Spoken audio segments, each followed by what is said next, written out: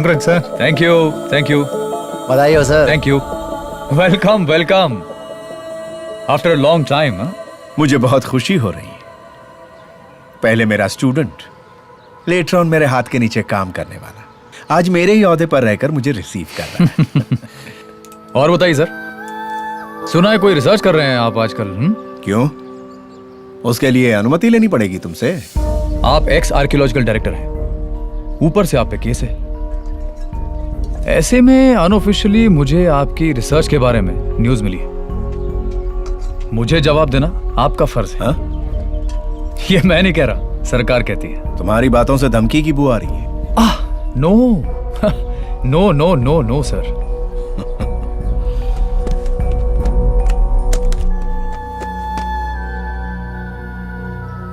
These are the details of Vijayanagar dynasty. लेकिन अहम बात यह है कि इस डायनेस्टी के फर्स्ट क्राउन कहीं ना कहीं दक्षिण भारत में मौजूद है। अगर कोई हेल्प चाहिए, I am here always. Go ahead.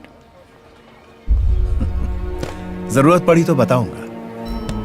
Okay sir, फिर मिलते हैं। See you.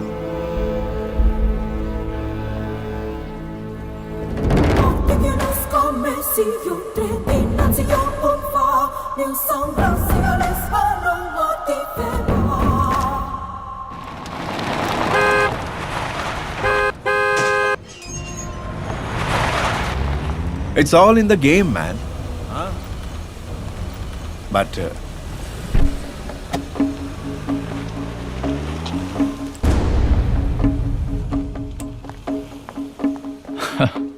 हाय। हाँ, बहुत दिनों बाद आपके घर आया हूं। अंदर नहीं बुलाएंगे? डेफिनेटली अंदर नहीं बुलाऊंगा। Just kidding. आओ।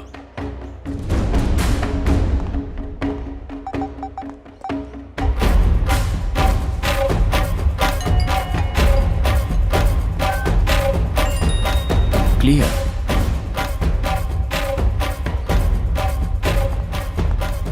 लगता है इन्हें कोई पर्सनल बात करनी है। ओके कपिल बैठो। पहले जैसा था सब कुछ वैसा ही है। या चीयर्स। हाँ चीयर्स। हाँ, कैसे आना हुआ? क्यों नहीं आ सकता?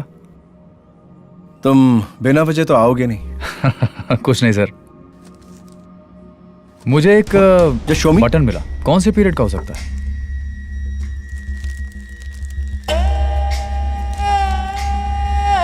इंटरेस्टिंग।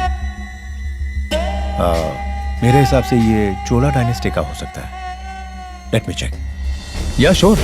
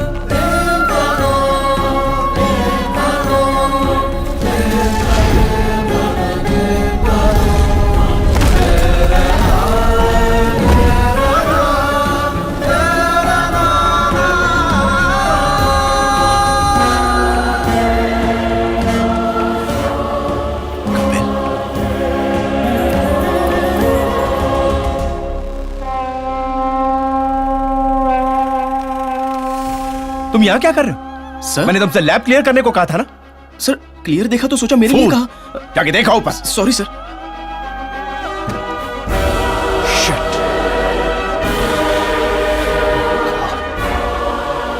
एक्सक्यूज मी, ये रेस्ट्रिक्टेड एरिया है।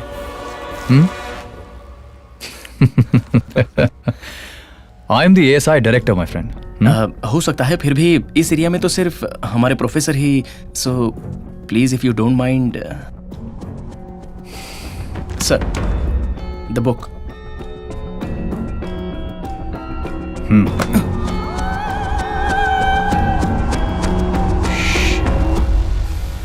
ये कैसे हो सकता है?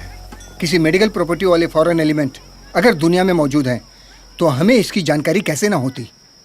मैं प्रोफेसर महादेव वर्मा को अच्छी तरह जानता हूँ। वो बिना वजह कुछ नहीं करते। हम अपनी सत्ता की मदद से ये प्रोजेक्ट टेक ओवर करेंगे।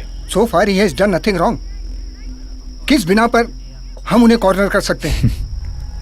हुकूमत करने वाला चाहे तो वो सही को गलत और गलत को सही कर दे।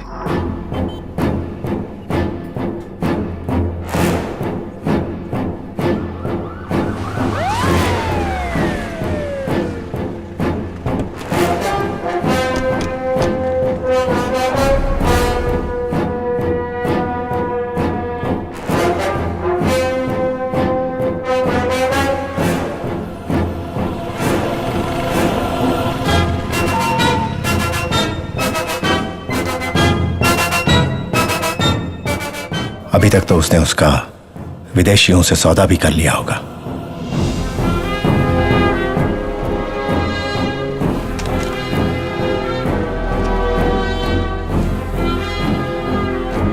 पहले यहां से अपने सारे रिकॉर्ड्स पूरी तरह से खत्म करके कहीं और शिफ्ट करना होगा।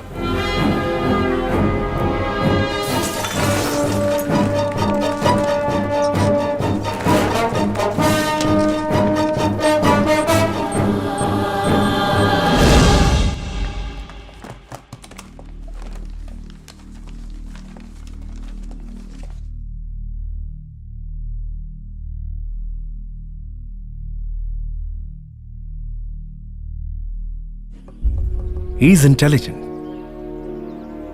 सब कुछ सूंघ कर चला गया। हमने तो रिसर्च लैब शिफ्ट कर दी ना अंकल। जो वहां आया वो यहाँ क्यों नहीं आ सकता? तुम लोग ऑलमोस्ट इस पर 4 साल से रिसर्च कर रहे हो। कहां तक पहुंचे इसका पता नहीं। ऊपर से पैसा भी खर्च होता जा रहा है। प्रॉब्लम यह है कि I asked for a latte.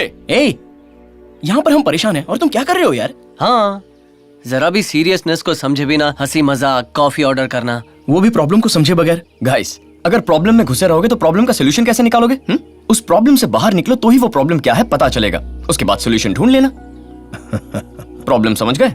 he has a point. Thank you sir, इसके लिए भी थैंक यू। हम क्या कर रहे हैं तुम्हें कुछ पता भी है? आप बताएंगे तो पता चल जाएगा।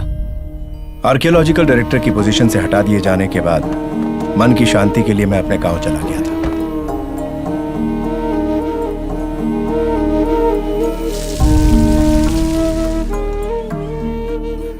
मेरे घर के लोगों ने मेरे दादाजी बद्री नारायण दीक्षित, जिन्हें लोग दीर्घदर्शी और गणित के राजा कहा करते थे, उनकी कुछ कृतियां मुझे दिखाई।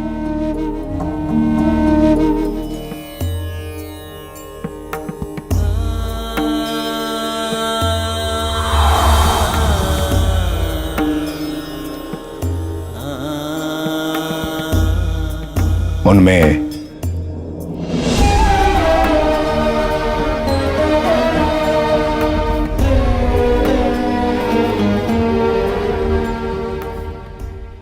सन 1850 उज्जैन।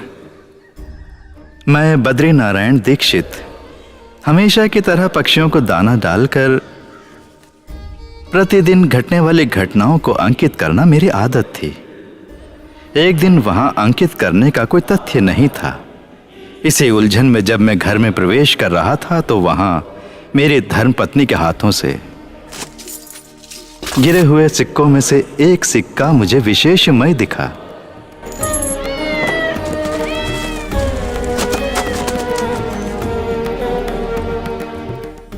सदियों पूर्व अंकित गुप्त रचनाओं का अर्थ ज्ञात होने लगा। सूर्यमुखी का सूर्य से अटूट संबंध है। जैसे सूर्यमुखी सदैव सूर्य को नमन करता है, वैसे ही सूर्यमुखी ने पृथ्वी पर सूर्यांश को नमन किया।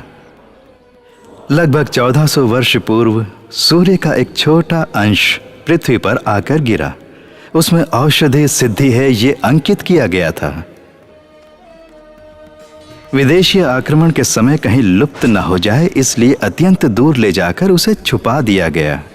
वो इस समय कहाँ है, मैं खोजने लगा। दिन वर्षों में बदलने लगे और अंततः खोज निकाला।